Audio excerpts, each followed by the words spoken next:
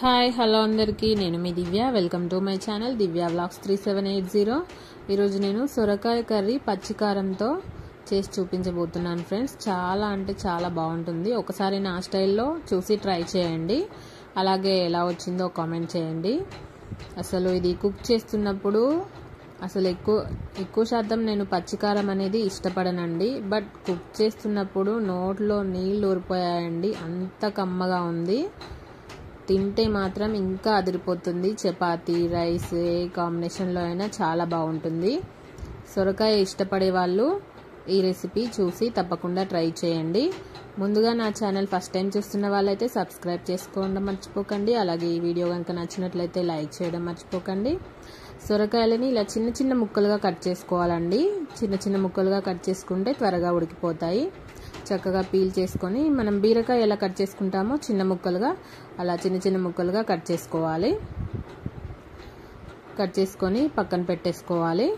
తర్వాత మిక్సీ బౌల్లోకి వెల్లుల్లి రెబ్బలు పొట్టు తీసుకున్న వెల్లుల్లి రెబ్బలు వేసుకోవాలండి.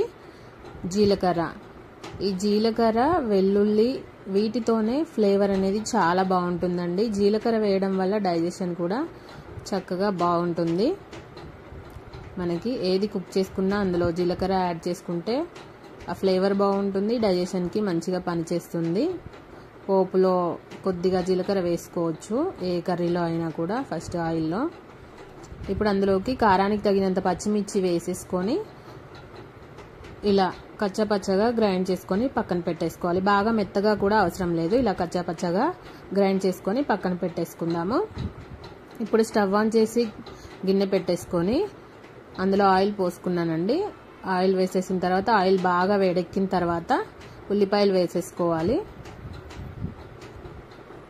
ఉల్లిపాయలు బాగా ఫ్రై అవ్వనివ్వాలి. చక్కగా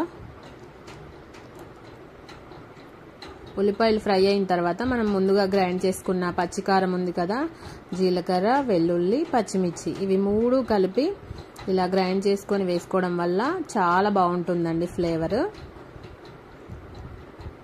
ఇదంతా కూడా పచ్చికారం అంతా కూడా ఇలా పోపులో వేసేసి చక్కగా ఆయిల్ పైకి తేలేంత వరకు పచ్చి వాసన పోయేంత వరకు కుక్ చేసుకోవాలండి.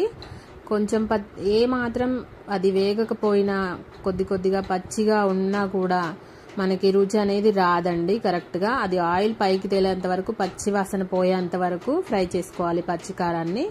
తర్వాత అది ఫ్రై అయిన తర్వాత ఇప్పుడు సొరకాయ ముక్కలు యాడ్ చేసుకొని కొద్దిగా పసుపు వేసేసుకొని బాగా మిక్స్ చేసుకోవాలి.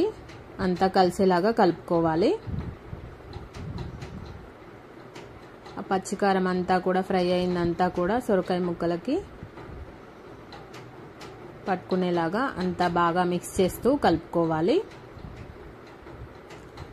కలుపుకున్న తర్వాత మూత పెట్టి లో టు మీడియం ఫ్లేమ్లో చక్కగా ఒక 10 మినిట్స్ ఉడికించేంత వరకు అవి ఉడికేంత వరకు ఉడికించుకోవాలి. అందులో వాటర్ ఫామ్ అవుతుంది కదండి సొరకాయలో, ఎలాంటి వాటర్ మనం యాడ్ చేయాల్సిన అవసరం లేదు. చక్కగా లో టు మీడియం ఫ్లేమ్లో ఒక 10 నిమిషాల పాటు ఉడికించుకుంటే సరిపోతుంది. మధ్య మధ్యలో ఇలా మూత తీస్తూ కలుపుతూ అడుగు పడుతుందో లేదో చూసుకుంటూ కలుపుతూ మూత పెట్టి లో ఫ్లేమ్లో ఉడికించుకోవాలి. ఇప్పుడు అది కాస్త ఉడికిన తర్వాత 70% ఉడికిపోయిందండి. ఇప్పుడు రుచికి సరిపడా ఉప్పు యాడ్ చేసుకోవాలి. ఇందులో ఉప్పు వేసేసి అంతా బాగా మిక్స్ చేసుకోవాలి. ఉప్పు అంతా కలిసేలాగా కలుపుకున్న తర్వాత మరొకసారి మూత పెట్టేసి కాసేపు కుక్ చేసుకోవాలి. తర్వాత ఇప్పుడు మూత తీసేసి ఫైనల్గా కొత్తిమీర వేసుకొని సర్వ్ చేసేసుకోవడమే. అంతే అండి, రెడీ అయిపోయింది సొరకాయ పచ్చికారం కర్రీ. ఈ విధంగా ట్రై చేయండి, చాలా బాగుంటుంది.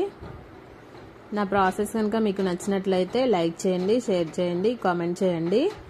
ఈ పచ్చికారం అనేది మన ఛానల్లో వంకాయతో పచ్చికారం కూడా చేశానండి. మరోసారి నేను పోస్ట్ చేస్తాను. చాలా రోజుల క్రింద పోస్ట్ చేశాను. మనం గోకరకాయలో వేసి వండుకోవచ్చు, క్యాబేజీలో వేసి వండుకోవచ్చు, అండ్ వంకాయలో వేసి కుక్ చేసుకోవచ్చు. ఈ పచ్చికారం అనేది చాలా ఫ్లేవర్గా ఉంటుంది, టేస్టీగా ఉంటుందండి. మరొకసారి నేను వంకాయ పచ్చికారం కూడా చూపిస్తాను. తప్పకుండా మన ఛానల్ని సబ్స్క్రైబ్ చేసుకోండి. Thank you.